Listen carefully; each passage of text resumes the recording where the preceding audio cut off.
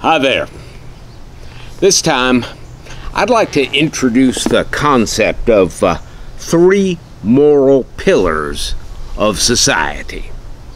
Now, if you have played any of my other videos, you must realize that I believe that human beings are social animals, that our natural tendency is to want to interact cooperatively in a mutually beneficial way.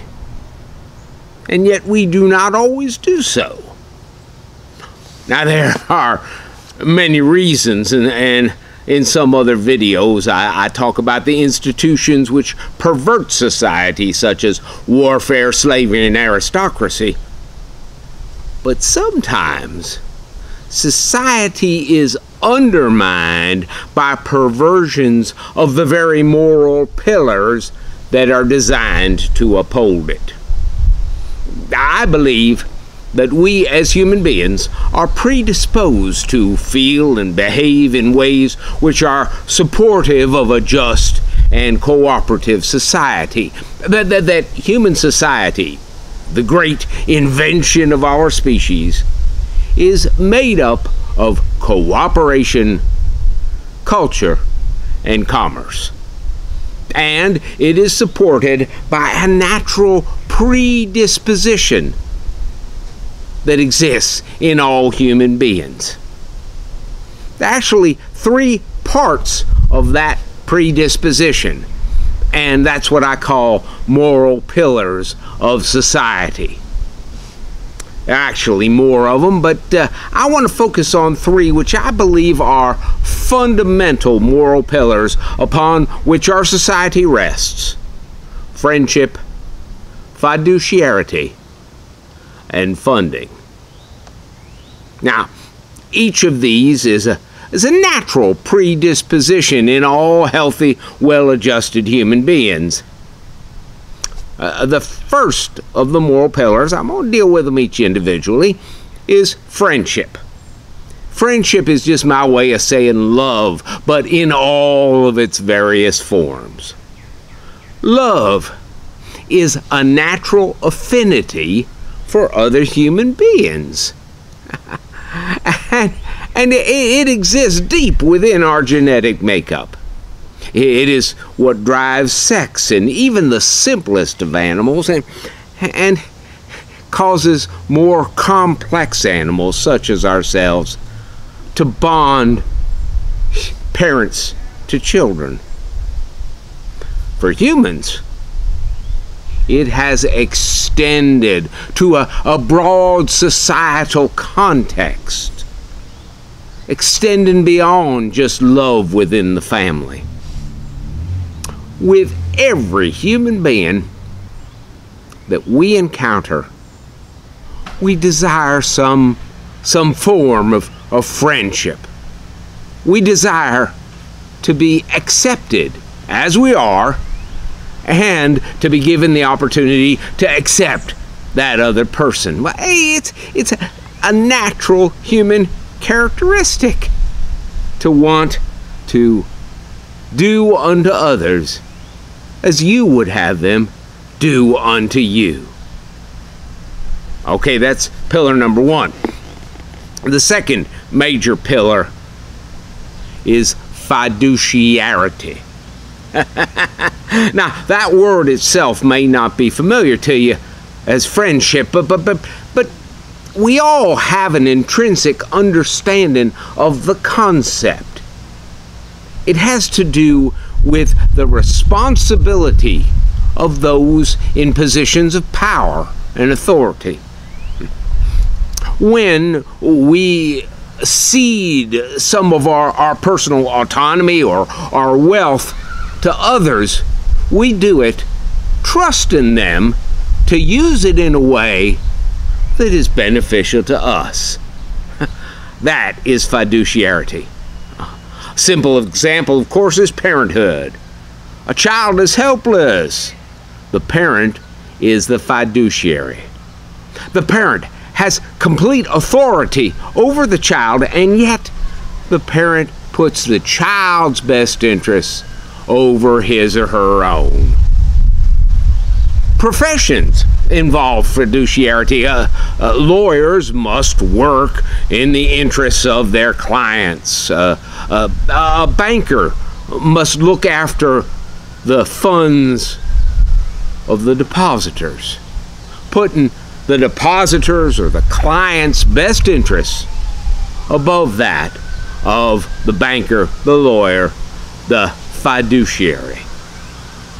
In government, all elected officials and all appointed officials must subordinate their own interests to those of their constituents or to the country as a whole. That is fiduciarity. All right, so far I have mentioned friendship and fiduciarity. The third moral pillar is funding. Now, the word funding in this context really means investment. We must all make decisions about what to do with our talent and our other resources. Funding is the principle by which we attempt to judge which use of our resources will bring the best result.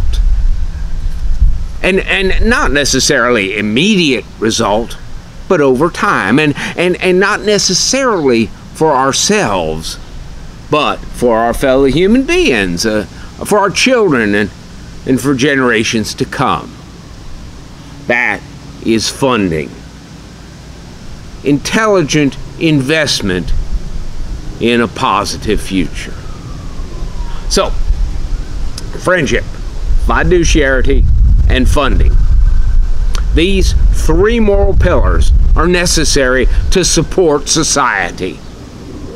And fortunately, they are part of the fabric of a healthy human being. We are naturally disposed toward friendship, fiduciarity, and funding. Now, friendship works both ways. Because we feel it toward others, we desire interaction. And because they feel it too, our overtures are returned. The generation of mutual and reinforcing inclination to interact with others. That's friendship. Fiduciarity makes specialization and hierarchy in human society possible. We allow others to have some power over us because we know that their natural proclivity will be to use that power justly.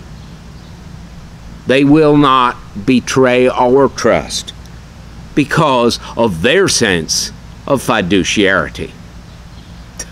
And as far as funding goes, without a willingness to defer gratification, which is the essence of funding, only the very simplest projects would ever be accomplished.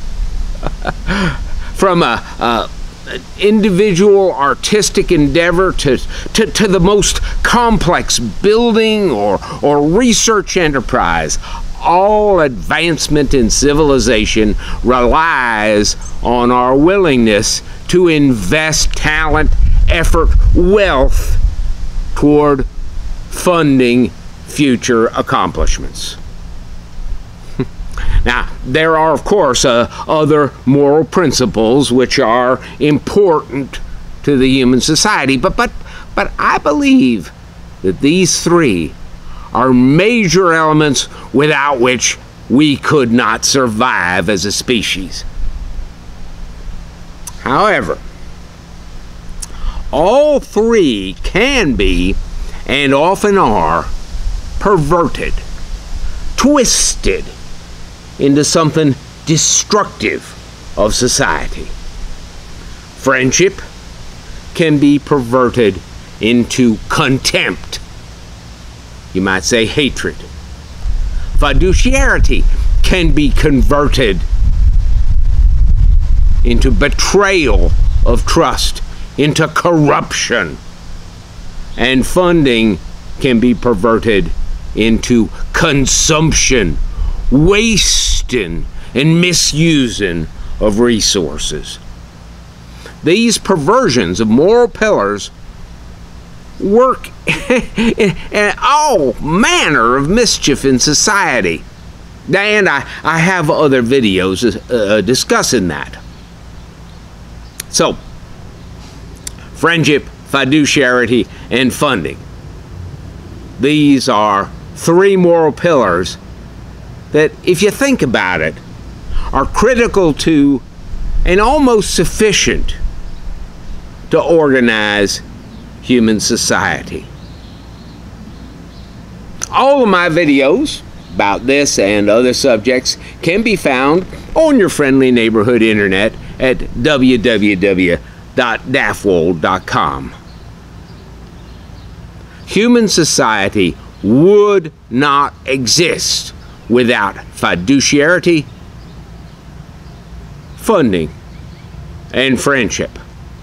And society is always damaged to the degree that any one of us within ourselves has these moral pillars perverted to contempt, corruption, and consumption. Thank you all for your attention. I hope this has been helpful. I hope you have enjoyed it, and I hope you'll join me again sometime.